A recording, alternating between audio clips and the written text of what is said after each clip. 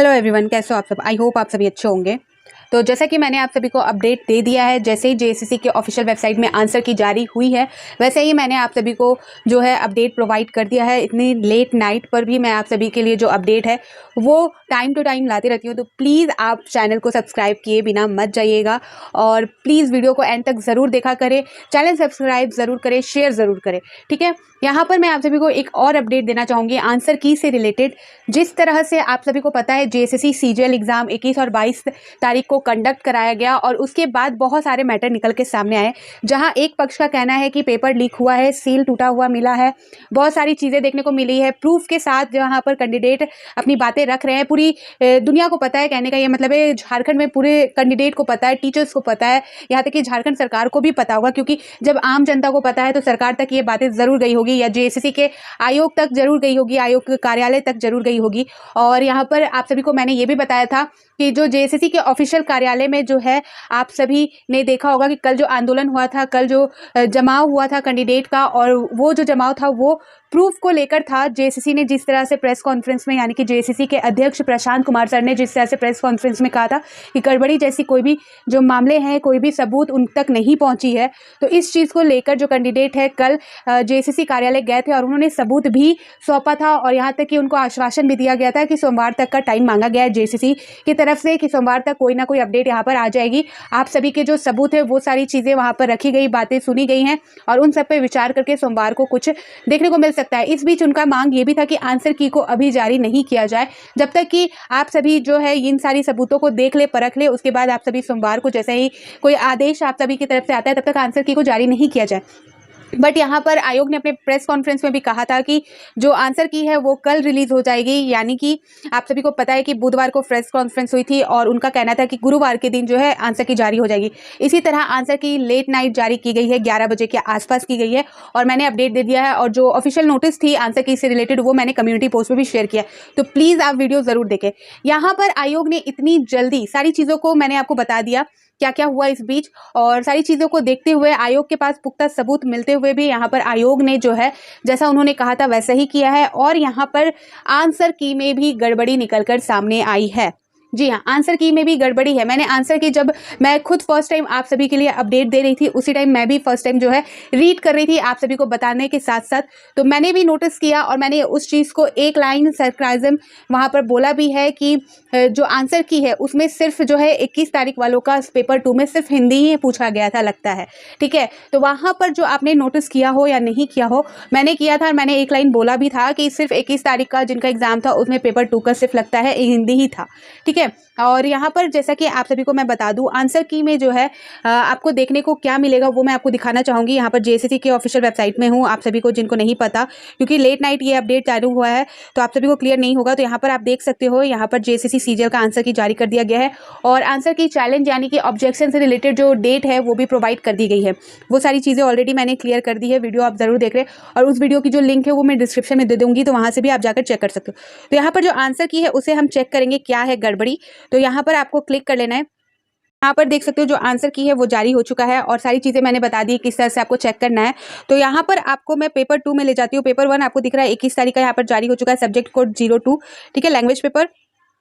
अब यहाँ पर बात कर लेते हैं 22 तारीख वालों का। तो पेपर यहाँ पर देख सकते हो पेपर 1 22/9/2024, कोड सब्जेक्ट कोड जो है 02 लैंग्वेज पेपर, ठीक है। ये दोनों पेपर का दिया है, दोनों दिन का जो एग्जाम हुआ था। उसके बाद यहाँ पर आप नोटिस कीजिएगा, इसके बाद जो इंपॉर्टेंट चीज़ है वो यहाँ क्लियर होगी आपको। तो यहाँ पर पेपर 2, ठीक है, जो रीजनल पेपर है, जो आपका लैंग्वेज पेपर है, यहाँ पर सिर्फ हिंदी दिख रहा होगा आपको, ठीक है। 21/9/2024 हिंदी सब्जेक्ट कोड 03, ठीक है। यहाँ पर दिया गया है उनका जो आंसर शीट है वो आप मैच कर लीजिएगा क्वेश्चन शीट के अनुसार ABCD, ठीक है। यहाँ पर आपको दिख गया जो हिंदी सब्जेक्ट है, ठीक है, 21 तारीख वालों का हिंदी सब्जेक्ट का जो लैंग्वेज पेपर है पेपर 2 उनका यहाँ पर दिया गया है, ठीक। अब यहाँ पर देखेंगे आगे, नीचे स्क्रॉल करोगे आप तो आपको दिखेगा पेपर 2 रीजनल का जो है लैंग्वेज पेपर ट्रिपल पेपर जो है आपका हिंदी सब्जेक्ट कोड 03 22 तारीख वालों का, ठीक है, 21 के बाद 22 तारीख वालों का, ठीक है।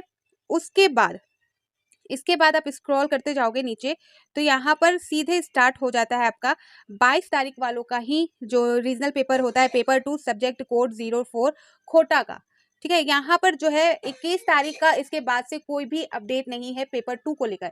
सिर्फ हिंदी सब्जेक्ट वालों का था, उसके अलावा कोई भी अपडेट आपको देखने को नहीं मिलेगा। पेपर 2 की मैं बात कर रही हूँ।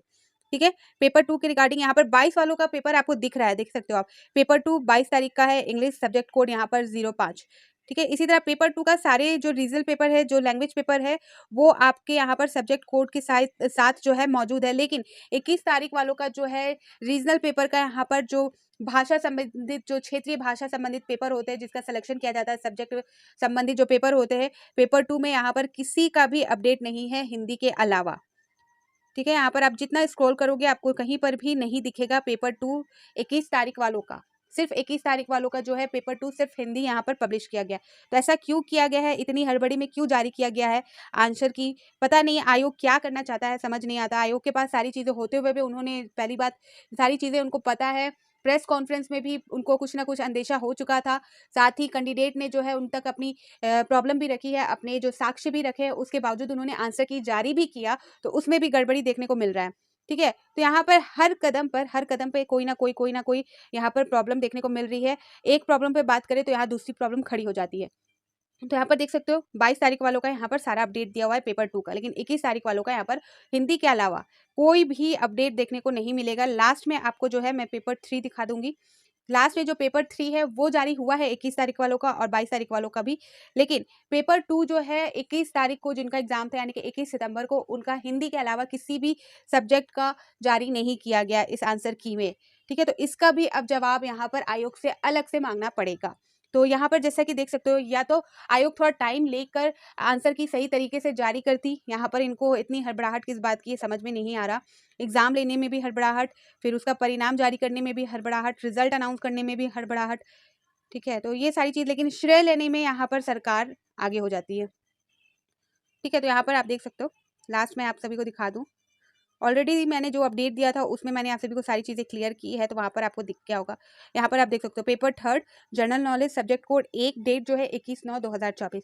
ठीक है, 21 तारीख वालों का यहाँ पर पेपर 3 पेपर 1 दिया है। पेपर 2 में सिर्फ हिंदी सब्जेक्ट वालों का दिया है, अदर किसी का नहीं दिया है। ठीक है, तो ये गड़बड़ी यहाँ पर आयोग ने की है, जो बहुत बड़ी गड़बड़ी है। क्योंकि अगर ये गड़बड़ी कोई कैंडिडेट करे या कोई नॉर्मल टीचर्स करे तो भी चलिए जायज़ हो जाता है, लेकिन आयोग कर रहा है जो खुद सारी चीज़ें, जिनको पहले से सारी चीज़ें दिमाग में रहती है, प्लान रहता है, उनको सारी प्रोसेस पता होते हैं। और आयोग में जो ये काम करते हैं, जो एग्ज़ाम कंडक्ट कराते हैं, जो एग्ज़ाम पब्लिश करते हैं, जो रिजल्ट पब्लिश करते हैं, तो वो सारे में एक ही बंदे नहीं होते। यहाँ पर सबका अलग अलग यहाँ पर काम डिस्ट्रीब्यूट किया जाता है। तो इतनी छोटी छोटी मिस्टेक किस तरह से आयोग द्वारा हो जाती है, और आप सभी को पता है कि छोटी छोटी चीज़ें यहाँ पर जो है एक कैंडिडेट के लाइफ के साथ जो है जुड़ी हुई होती है। आपको पता है बहुत सारे कैंडिडेट जो है बहुत लंबे सफ़र से, बहुत लंबे टाइम से मेहनत करते हैं एग्ज़ाम की तैयारी को, और छोटी छोटी चूक की वजह से उनका सिलेक्शन नहीं हो पाता।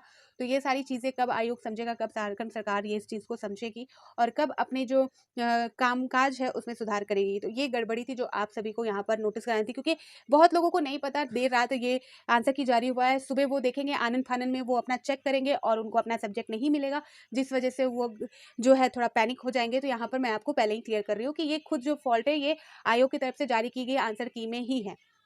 ठीक है, और कोई भी अपडेट निकल के सामने आएगी मैं आप सभी को प्रोवाइड कर दूंगी। आप सभी का क्या कहना है कमेंट सेक्शन में जरूर बताइएगा, शेयर जरूर कीजिएगा, लाइक जरूर कीजिएगा, और चैनल को सब्सक्राइब जरूर कर दीजिएगा। तो फिर मिलती हूँ नए अपडेट के साथ, तो बाय बाय।